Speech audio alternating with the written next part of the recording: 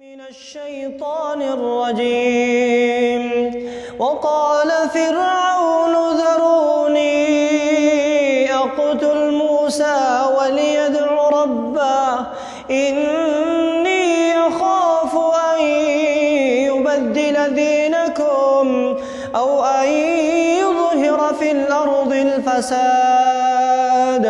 وقال موسى إني عذت بربي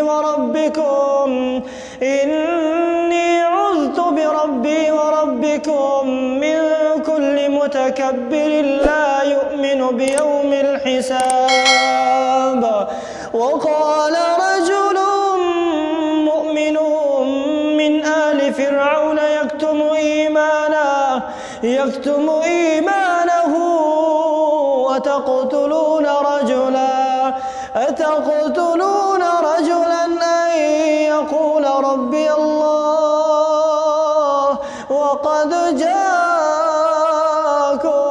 بالبينات من ربكم وإن يك كاذبا فعليه كذبه وإن يك صادقا يصبكم بعض الذي يعدكم إن الله لا يهدي من هو مسرف كذاب. يا قوم لكم الملك اليوم ظاهرين في الأرض فمن ينصرنا من بأس الله إن جاءنا. قال فرعون ما أريكم إلا ما أرى وما أهديكم إلا سبيل الرشاد.